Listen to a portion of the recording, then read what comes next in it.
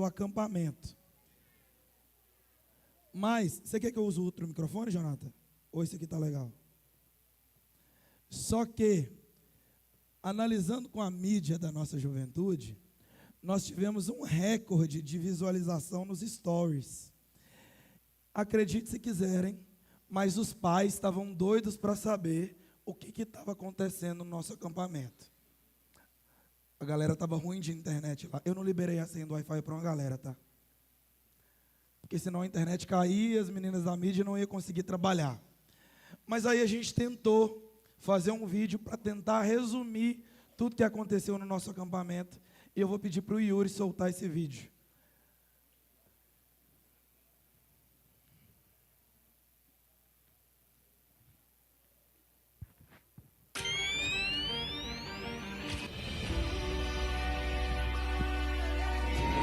E o desejo do meu coração é que cada palavra pregada, cada canção entoada, e tudo que for feito aqui nesse lugar, impacte a vida de vocês de tal forma que a gente decida a não voltar para a nossa casa, para a nossa igreja, para as nossas famílias, da mesma forma que nós chegamos.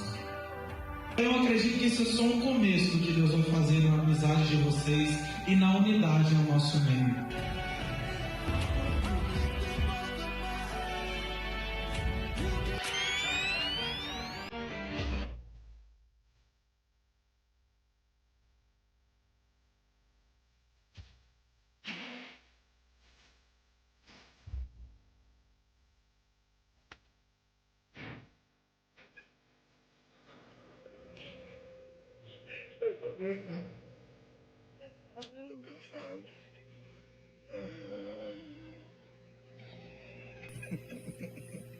Estudar, eu preciso de férias. Férias.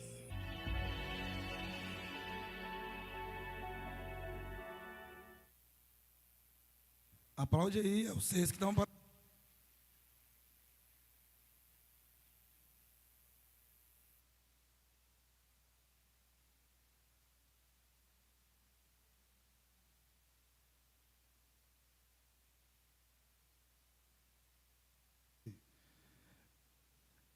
Gente, eles estavam rindo aqui, não sei se vocês viram, porque teve uma gincana bíblica. Esses meninos estavam lindos na hora do culto, na hora da adoração, na hora da oração. Na hora que falou que valia uma cesta de chocolate, quem acertasse pergunta bíblica, eu não estava lá na hora. Eu cheguei, uns 3 quase voaram no meu carro. O Lucas estava roubando para os meninos. E eu não sei se é verdade, eu sei que uma galera que é boa de Bíblia perdeu feio. Mas a bem da verdade foi um tempo muito precioso do Senhor. E eu não sei se a igreja sabe ainda, ou todos que estão aqui sabem, qual que é o tema do nosso retiro. E eu vou pedir para vocês. Vocês estão com energia ainda? Vocês estão com sono ou é só eu? Eu vou pedir para vocês no 3 repetirem o tema do nosso retiro. Pode ser? 1, 2, 3. Unidade. Nós estamos falando desde o início do ano com a nossa juventude sobre a unidade. E eu queria compartilhar com vocês uma palavra acerca do que nós viemos falando desde o início do ano e completando tudo que nós ouvimos nesses 3 dias de acampamento. E eu queria convidar a abrir as suas Bíblias, Efésios capítulo 4. Eu acho que eu estou um pouco rouco. Eu acho. Efésios capítulo 4. Nós vamos ler do versículo 1 ao 6. Obrigado, da paz.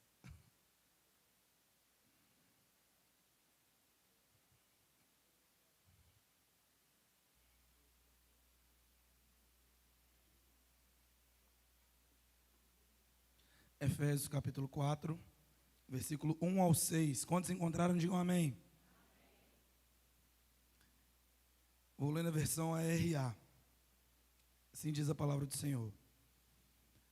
Rogo-vos, pois, eu, o prisioneiro no Senhor, que andeis de modo digno da vocação a que fostes chamados, com toda humildade e mansidão, com longanimidade, suportando-vos uns aos outros em amor, esforçando-vos diligentemente por preservar, repita comigo, preservar a unidade do Espírito do vínculo da paz. Há somente um corpo e um Espírito, como também fostes chamados numa só esperança da vocação. Há um só Senhor, uma só fé, um só batismo, um só Deus e Pai de todos, o qual é sobre todos, age por meio de todos e está em todos. Senhor, essa é a sua palavra. Continue falando aos nossos corações. Nós amamos te ouvir. Nós amamos a sua presença. Nós vivemos dias preciosos com a nossa juventude e queremos continuar desfrutando de ouvir a sua doce e preciosa voz. Em nome de Jesus. Amém. Eu não sabia que eles iam postar esse vídeo falando que eu estava precisando de férias, tá? É mentira.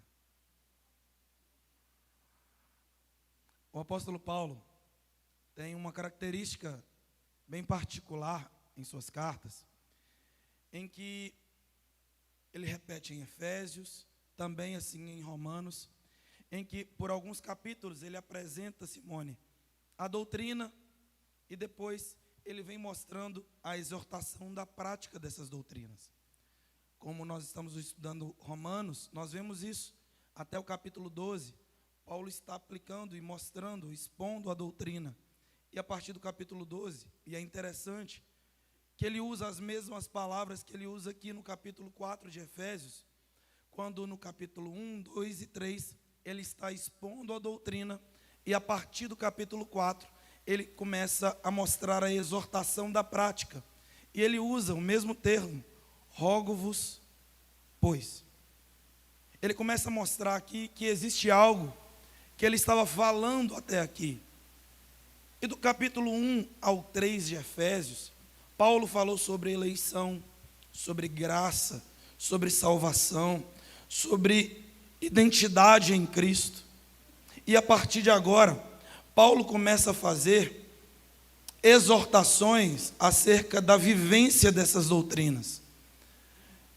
E ele nos ensina que Deus nos dá a revelação de sua palavra, não para que a gente apenas seja ouvintes, mas sim, de fato, praticantes. Então ele ensina e pratica, ou ensina e nos impulsiona a praticar essas doutrinas. E o termo que ele diz, rogo-vos, paracaléu, nos dá uma ideia de clamor pastoral. Paulo está dizendo que estava implorando que eles vivessem isso. E ele fala com muita propriedade, porque ele diz, e nós vamos falar um pouco mais sobre isso, ele vai dizer, eu, prisioneiro no Senhor. Ele estava dizendo, numa forma comparativa, em nos fazer entender que ele, prisioneiro, estava vivendo na prática o que ele mesmo falou na teoria. E ele vai dizer o que nós lemos, que ele roga que nós, ou que os leitores da igreja de Éfeso, andassem de modo digno da vocação pela qual eles foram chamados. Ele estava dizendo que eles deviam viver à altura do chamado ao qual o Senhor confiou. Isso nos impulsiona também a entender que nós devemos viver de forma coerente daquilo que nós recebemos. E o que nós recebemos? Nós fomos escolhidos, nós fomos perdoados, nós fomos adotados, nós fomos selados. Então, de fato, não dá para viver de qualquer forma, de qualquer jeito, de qualquer maneira. Nós precisamos mesmo colocar em prática as doutrinas que nos são ensinadas. Porém, ainda no primeiro versículo, se você ainda está com a sua Bíblia aberta, Paulo está dizendo, eu, prisioneiro, de fato, Paulo estava preso em Roma, prisioneiro de César. E aqui nós estamos ouvindo um prisioneiro falando de dignidade. Parece um paradoxo que choca a nossa sensação como leitores ou ouvintes, porque quando falamos de um prisioneiro, nós pensamos em algemas, Nós pensamos, talvez, na forma mais degradante que um ser humano pode chegar, que é na prisão. E quando nós pensamos num prisioneiro, nós pensamos em alguém pedindo ajuda, pedindo socorro, pedindo uma visita. E Paulo está nos conclamando, ou conclamando a igreja de Éfeso, para que eles vivessem de forma digna. Aqui ele está nos mostrando que a dignidade desta vocação, pela qual nós fomos chamados, selados, adotados, perdoados, não depende das circunstâncias. Paulo está preso em Roma. Paulo é prisioneiro de César, mas em momento nenhum ele vai dizer que ele é prisioneiro de Roma. Se você olhar o texto, ele vai dizer: eu, prisioneiro no Senhor. Repita comigo: prisioneiro no Senhor. Paulo está aqui fazendo a gente entender que, embora ele estivesse preso em Roma, embora ele estivesse preso por amor de Cristo em Roma, por César, ele não estava preso espiritualmente. Na verdade, ele estava preso em Cristo Jesus. E parece estranho na nossa mente entender isso, mas sim, você está preso em Cristo. E talvez o mais fraco de nós, preso em Cristo, é mais livre do que todo o mundo. E nós, presos em Cristo Jesus, olhamos para Paulo conclamando que a gente viva de forma digna. Por muitas vezes, nós precisamos que a nossa vida esteja favorável aos nossos olhos, para que a gente pense em viver de forma digna.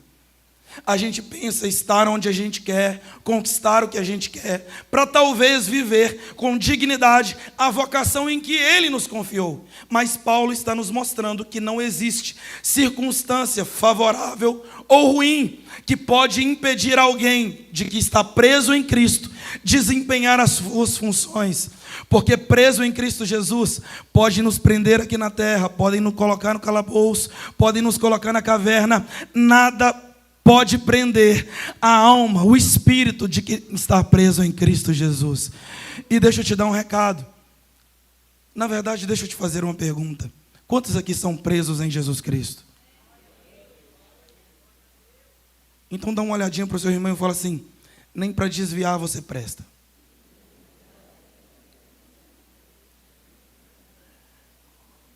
Porque se está difícil a situação e nós nos escondemos dentro do nosso quarto, trancamos a nossa porta, no dia mais difícil de nossas vidas, Jesus está lá. Se nós subimos ao mais alto monte e isolarmos de toda a sociedade, Jesus está lá. No dia de maior aflição da sua vida, em que você não quer receber uma ligação, um telefonema, as portas estão fechadas para você, você permanece preso em Cristo Jesus e nada pode nos separar deste amor que é Cristo Jesus. Nada. Então Paulo começa aqui a partir do versículo 3, falar um pouco sobre o que nós conversamos esses meses. E ele vai dizer: esforçando-vos diligentemente por preservar a unidade do Espírito no vínculo da paz. Paulo nos conclama a preservar a unidade. Em momento nenhum, Paulo manda a gente criar uma unidade, mas preservá-la. Porque nós estamos preservando algo que já foi criado por Deus. Deus é o nosso maior modelo de unidade. Quando nós voltamos na criação, nós vemos todo o processo da criação sendo feito em unidade. Deus Pai, o Criador, Deus Filho, o Verbo, a Palavra, o agente da criação, e o Espírito pairava sobre a face das águas. E ele disse: água produz peixes, terra produz os répteis, mas para fazer o homem, ele disse: façamos o homem à nossa imagem, conforme a nossa semelhança. Quem são esses? O Pai, o Filho e o Espírito, que embora sejam três pessoas distintas, são um, de uma mesma essência. O Deus Pai, o Deus Filho e o Deus Espírito Santo. Quando Ele criou tudo, Ele disse: a terra é boa, a água é boa, os peixes são bons. Mas logo em seguida você vai ver Ele dizendo: não é bom que o homem esteja só. Então, todo o processo em que nós olhamos para Deus, nós vemos um Deus que trabalha em unidade. Porém, o pecado entra na raça humana e divide. Quando o pecado entra em Adão, o homem se esconde de Deus. O homem começa a culpar a sua mulher. Caim mata Abel. Um dado momento, os homens querem levantar uma torre para chegar até o céu. E o Senhor age de forma unida mais uma vez. Ele vai dizer: desçamos e confundamos a língua. O pecado entra e traz confusão. O pecado entra e traz desunião. Porém, ao longo da história também vemos Cristo, que veio para restaurar essa unidade. Nós lemos hoje o capítulo 2 de Efésios, lá no acampamento. E nós vimos que Paulo estava dizendo que não existia mais distinção entre judeu e gentil, porque agora em Cristo Jesus não existe diferença de raças, não existe diferença de povos, não existe diferença entre judeu, entre gentil, entre grego, entre preto, entre branco, entre rico e entre pobre. Porque se o pecado separa, mais uma vez, o Deus, que é o Deus da unidade, vem para restaurar a unidade em que o pecado fez o homem se perder.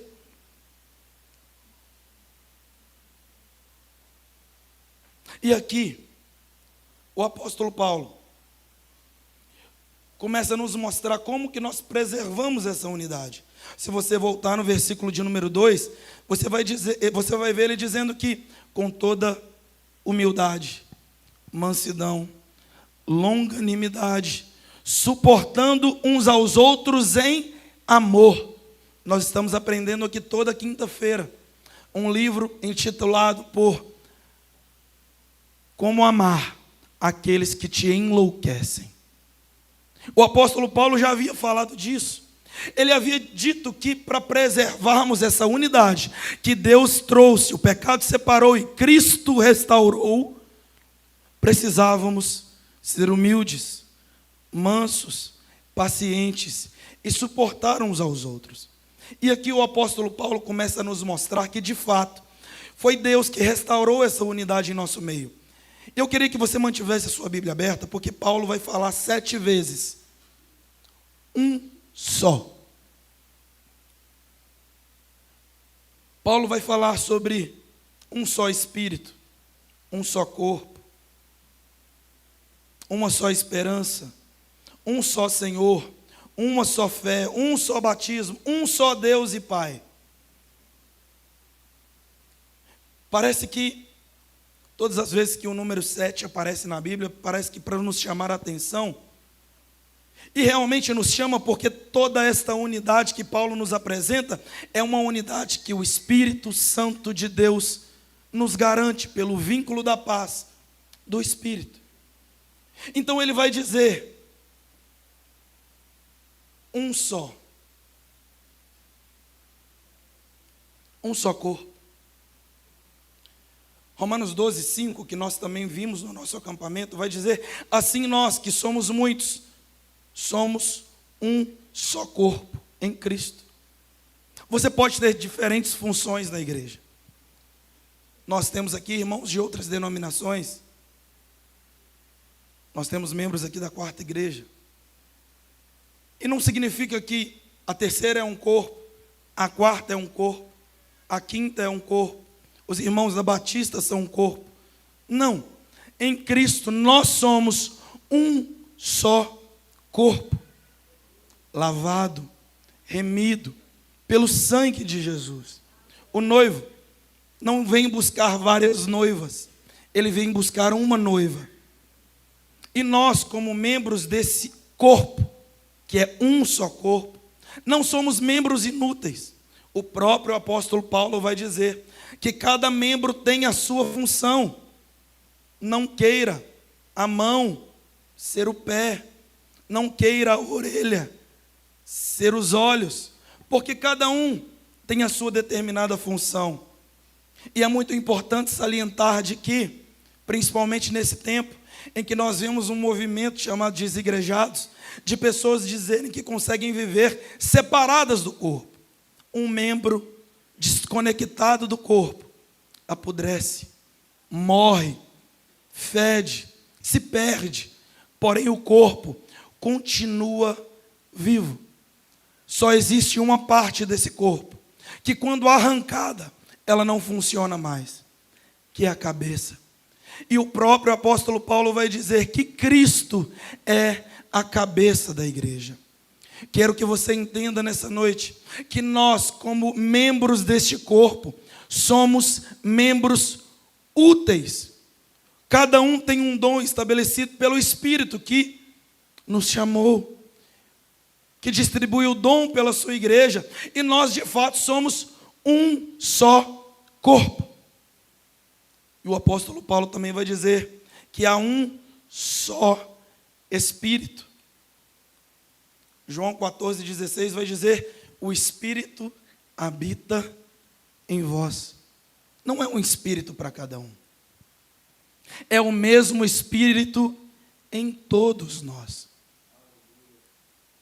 Jesus disse que não nos deixariam órfãos, mas que enviaria um outro Consolador, chamado Espírito Santo.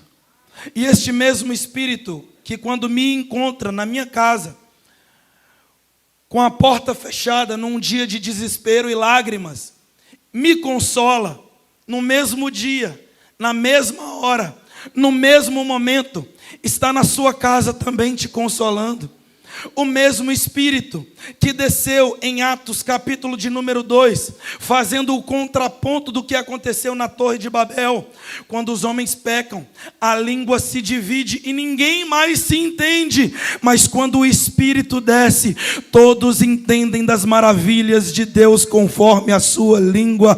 Não é um Espírito para cada, é um só Espírito para um só corpo, e este é o mesmo Espírito que esteve em Atos, está no nosso meio e continua consolando, continua falando, continua batizando e continua renovando pelo seu poder.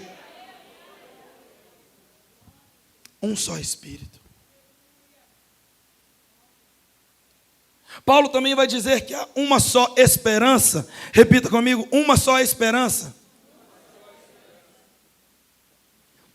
Falei com jovens que nós vamos falar sobre Colossenses daqui a uns dias. Colossenses vai falar no capítulo 1, versículo 5, por causa da esperança que vos está reservada dos céus. Semana passada o pastor Altair pregou em 1 Tessalonicenses. É Gálatas que a gente vai ver, né? Desculpa. Estão ligados. O pastor Altair falou sobre 1 Tessalonicenses 4, em que vai dizer: irmãos, não sejais ignorantes acerca do que já dormem, como aqueles que não têm esperança. Por que nós não nos desesperamos com a morte de um justo? Por que num velório de um crente a gente se entristece? Não é um dia de alegria, mas de fato nós não nos desesperamos, porque em nós habita uma esperança. Esperança essa que Cristo Jesus colocou em nosso coração, chamada eternidade. Nós sabemos, todos nós sabemos, um dia morreremos. Não sabemos o dia, mas a verdade é que para você morrer basta estar, para morrer basta estar. Eu não sei o dia da sua senha, mas ela vem. Mas ainda assim, não é motivo de nos desesperarmos. Porque em Cristo Jesus, Ele nos cela com uma convicção de uma esperança. Que esperança é essa? Esperança de que por mais que a gente viva dias difíceis na terra, por mais que a gente viva dias de complicações na terra, nós estamos vendo a igreja sendo perseguida, pessoas morrendo por amor de Cristo, e assim como o apóstolo Paulo, prisioneiros do Senhor por amor do Evangelho. Mas nós temos a esperança de que vai chegar um dia que não vai ter mais morte, não vai ter mais dor, não vai ter mais tristeza. O Senhor aparecerá no céu com alarido e voz de arcanjo. Os que estiverem vivos serão arrebatados, e os que estarão mortos ressuscitarão primeiro, e nós encontraremos o Senhor na glória. Irmãos, essa esperança move cada crente que crê em Cristo Jesus. Essa esperança não é só do pastor Israel, essa esperança não é só da juventude, essa esperança é a esperança da igreja. Eu não sei você,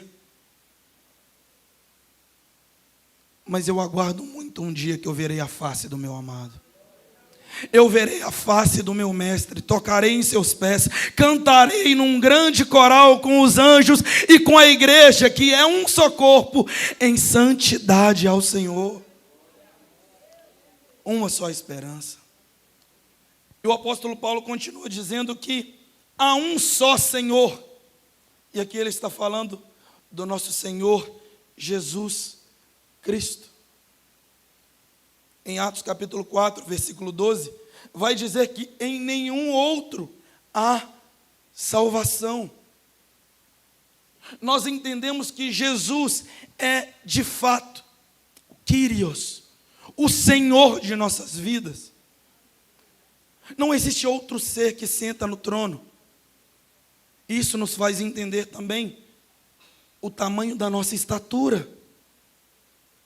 Esses dias eu vi um vídeo de um pastor falando que a igreja é o único organismo em que o maior empresário serve um pedreiro,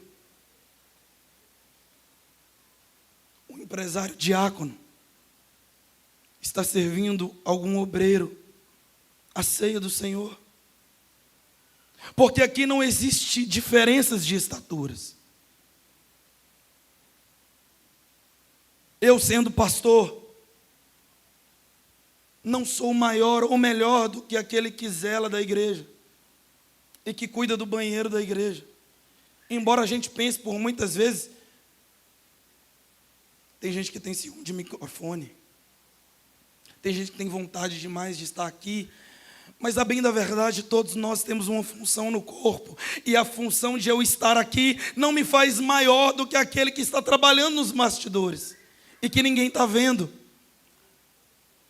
Porque enquanto eu estou aqui cantando, pregando e falando de Cristo, o meu rosto está sendo visto por vocês, mas a bem da verdade, o único que precisa ser evidenciado é aquele que está no trono, que se chama Jesus Cristo. E é por isso que nós temos um só Senhor.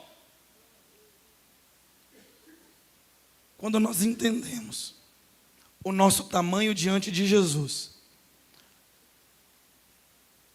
nós começamos a o enxergar como Senhor. Ele é o único digno de ser adorado. Ele é o único a ser evidenciado. E esta é mais uma convicção de unidade, porque não tem outro Senhor. E eu costumo dizer para os meninos que a igreja, ela é bem exclusiva. Porque muitas outras religiões vão dizer que você pode fazer tal coisa e vir para a igreja. Você pode ir em tal lugar e participar da igreja. Você pode andar com tais pessoas fazendo tais coisas e participar da igreja. Mas a igreja verdadeira, lavada, remida pelo sangue de Jesus, entende que nós andamos com base naquilo que o nosso Senhor determina. Enquanto nós somos submissos a esse único Senhor, o pecado não nos domina. A vontade de fazer as coisas do mundo não nos domina. E nós entendemos que nós prestamos conta a este único Senhor. E mais uma vez, isso não é um machismo só do pastor Israel ou da terceira igreja, mas todo o corpo reconhece que existe só um Senhor. E vai chegar um dia que até mesmo aqueles que não reconhecem hão de dobrar os joelhos e confessar com os seus lábios que só Jesus Cristo é o Senhor. Paulo vai dizer que há uma só fé. Agora sim, Gálatas, no capítulo 1, versículo 8, vai dizer que ainda que alguém pregue outro evangelho, nós não emprestamos os nossos ouvidos para aqueles que pregam o que não condiz com a nossa fé.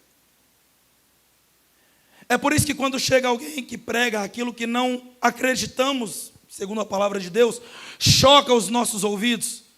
Não queremos ouvir, não queremos seguir, porque nós somos convictos da fé que nós temos. A fé em que a salvação que nos foi dada não foi entregue pelo trabalho de nossas mãos ou pelas obras que nós podemos fazer, mas a nossa fé foi dada por Ele mesmo, em que Ele mesmo nos encontrou e Ele mesmo sustenta esta fé para que a gente continue caminhando e sendo perseverantes nele. Então até a nossa fé é unânime, porque nós não temos fé porque queremos ter fé, porque até para termos a nossa fé nós dependemos dele. E o apóstolo Paulo vai dizer que há um só batismo. Romanos 6 vai dizer que nós fomos batizados em sua morte. E sim, há um só batismo. E essa convicção de um só batismo é para todos aqueles que entendem que quando nós descemos as águas, nós morremos com Cristo e renascemos com Cristo.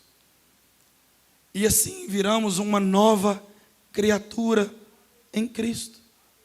E é por isso que o batismo é para que a gente entenda que a partir do nosso novo nascimento, você tem um dono, você tem um Senhor, a qual você confessou publicamente que você deixou as suas velhas práticas e agora vive como o seu Senhor diz. E o apóstolo Paulo também vai dizer, e ele encerra dizendo: há um só Deus e Pai. Deuteronômio 6:4, Shema de Israel. Ouça, ó Israel, o Senhor nosso Deus é o único Senhor.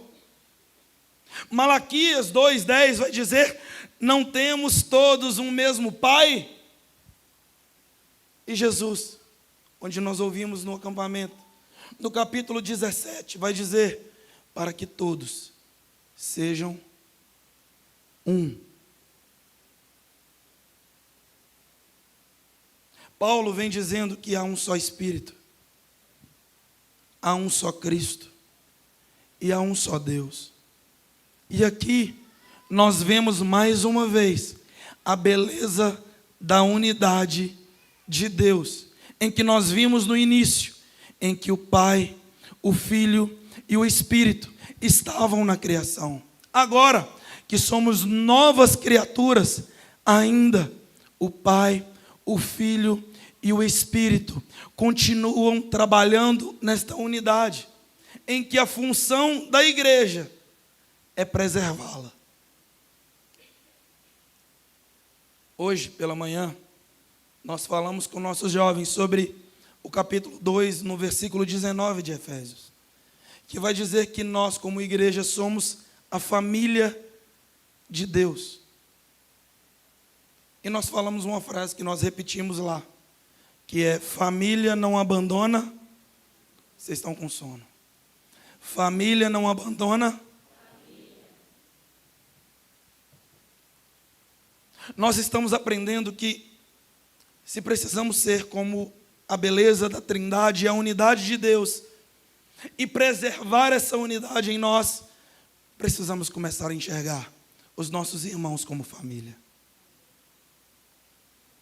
Precisamos começar a enxergar o membro que senta ao nosso lado, não só como mais um colega que a gente vê num evento de domingo semanalmente, mas como um membro da nossa família.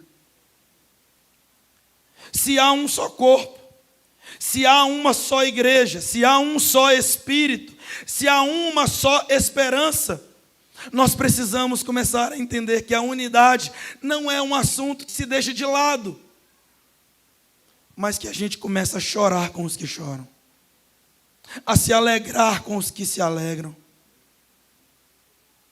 A gente passou um vídeo lá, eu não sei se a Ramírez e o Esdras estão aí, nós lá em cima, chegaram tarde. Vocês dormiram? No acampamento do ano passado, a Ramírez, o Esdras, a Isabela, o Heitor estavam em Belo Horizonte. E lá no acampamento, a gente fez um vídeo para eles, dizendo: Ramírez, Esdras, no acampamento do ano que vem, a gente quer ver a Isabela aqui, o Heitor pulando na piscina. E algumas semanas antes do acampamento, me veio esse vídeo à mente. E um ano depois, eu falei assim: meu pai, aconteceu. Enquanto a igreja orava em unidade, o Senhor movia em nosso meio. Enquanto a igreja estava de joelhos dobrados, o Senhor trabalhava em nosso meio. Então, se nós entendemos que somos um só corpo, e o Senhor trabalha onde há união, não podemos viver desunidos. E quando olhamos para a história e vemos todo o trabalho de Satanás para trazer desunião, nós precisamos abrir os nossos olhos para entender que tudo que nos afasta não provém de Deus. Já percebeu que o mundo nos separa em tudo? Entre raças, entre condições financeiras, entre povos, entre times de futebol. As pessoas se matam porque se divergem. Mas em Cristo Jesus nós profetizamos vida, porque nós entendemos o que é o amor em Cristo.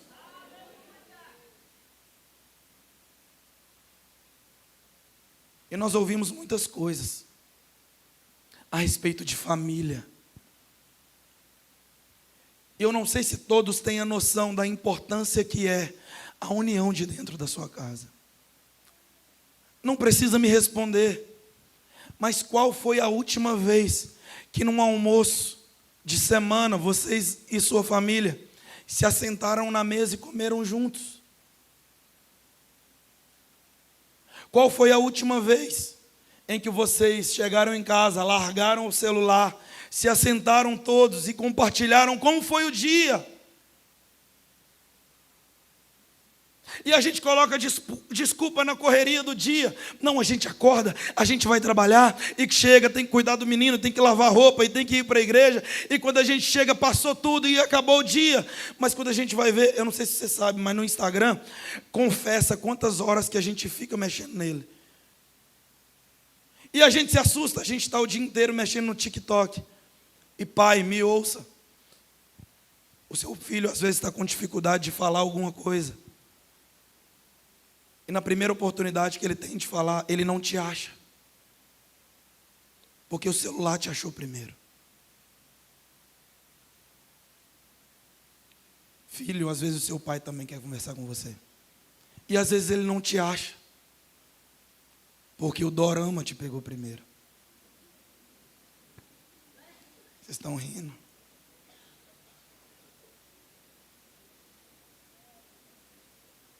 Mas, a bem da verdade, nós precisamos estar com os nossos olhos espirituais abertos. Porque o mundo espiritual existe e Satanás trabalha o tempo inteiro para trazer desunião. Olha para mim, seus dois olhos nos meus olhos agora.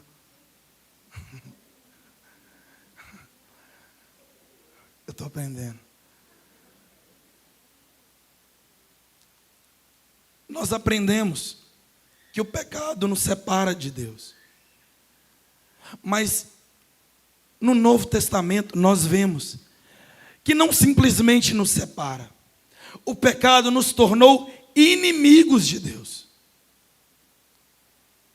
E toda desunião, toda inimizade, toda confusão, todo afastamento não provém de Deus. Então, em nome de Jesus, não seja a pessoa que promove confusão.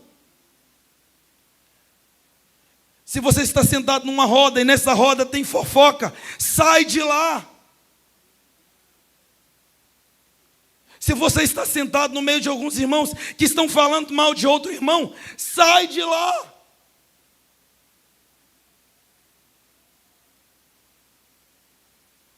Mas que em nome de Jesus, todo lugar que você chegar, o vínculo da paz do Espírito Santo de Deus chegue junto com você.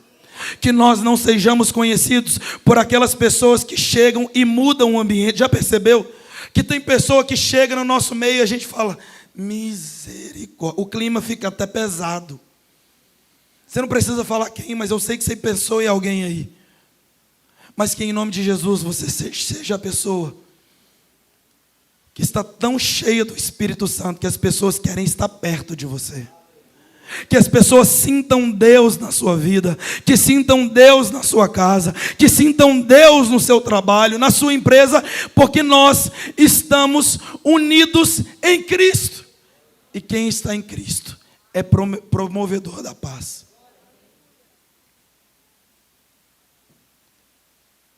Eu queria já pedir desculpa para vocês, que eu não consegui contactar o pai de todo mundo. Mas eu queria convidar que a gente orasse junto. Para que a gente entenda a necessidade de andarmos juntos como igreja. Andarmos juntos como família. Andarmos juntos como irmãos. Andarmos juntos como pessoas que têm a mesma esperança, a mesma fé, o mesmo corpo, o mesmo Cristo. E por mais que você tenha ficado com raiva de quem ganhou na gincana, ele continua sendo seu irmão. Por mais que você tenha ficado com raiva daquele irmão que colocou sapo no seu quarto. Ô, gente, vocês acham que seus filhos são santos, né? O mais bobo aqui colocou 2 sapos na cama de um. É engraçado que o pai fica lá. Eu falei com eles, eu cuido de vocês aqui e cuido dos seus pais no WhatsApp. E aí o pai fica perguntando se o filho comeu. Ah, porque não come. É o que mais comeu.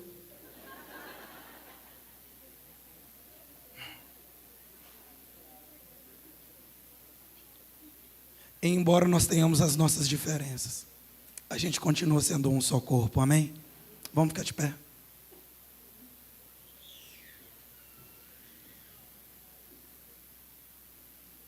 Bom,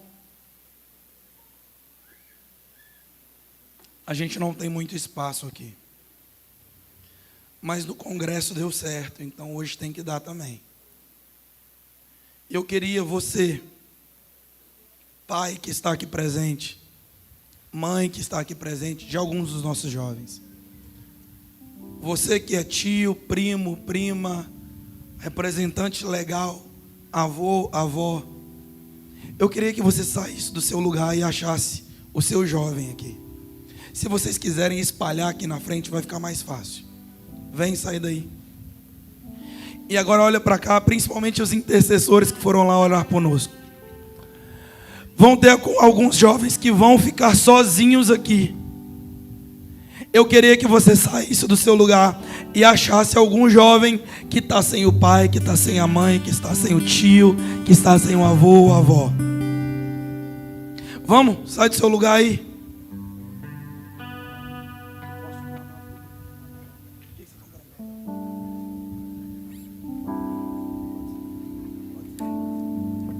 Pode trazer, gente, pode trazer, pode trazer.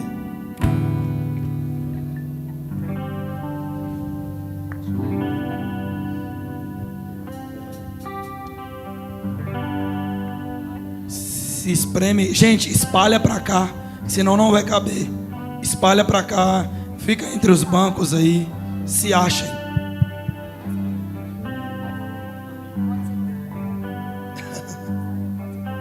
Pode. Mas peraí.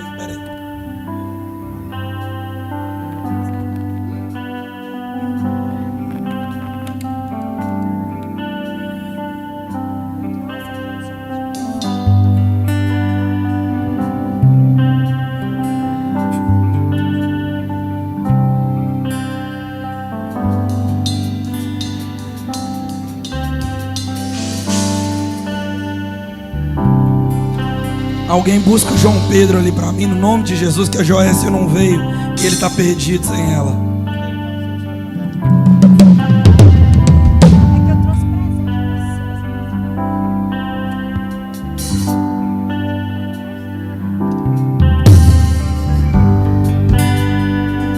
Se apertem aí, se espremam aí.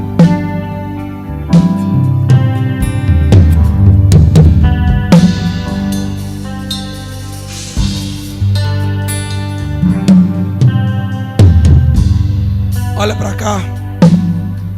Olha para cá. Boa, Maricô.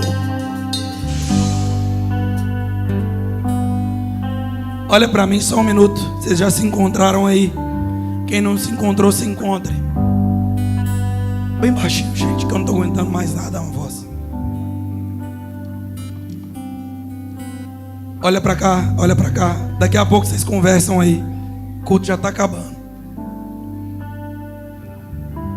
Jovem, eu queria que você soubesse e lembrasse que você é muito amado.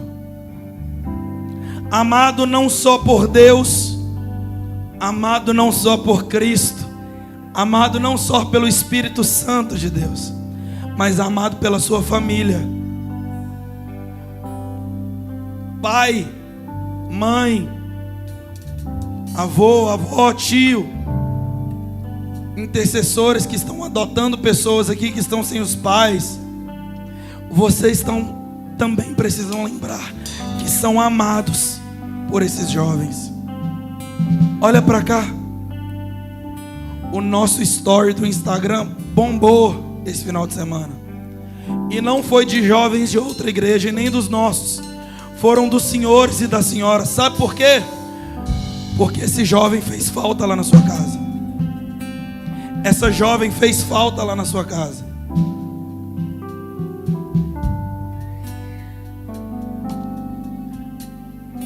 Mas eu tenho certeza que esse mesmo Espírito que nos moveu nesse acampamento vai continuar movendo dentro dos lares da terceira igreja. Eu profetizo que em nome de Jesus toda desunião dentro das casas caiam por terra. Eu não sei se você ainda acredita em visão espiritual, mas ontem, enquanto nós estávamos lá num momento de muito quebrantamento, eu via, pastor Eliabe, como muitas correntes quebrando e caindo no chão no meio desses jovens. Eu vi como os meus olhos espirituais, em que o Senhor me mostrava correntes caindo ao chão. E eu acredito que ministérios estão sendo levantados no meio da nossa juventude. Eu profetizo que famílias estão sendo restauradas. A nossa igreja será um modelo de unidade, porque nós sim choramos com os que choram, alegramos com os que se alegram, porque somos um só corpo.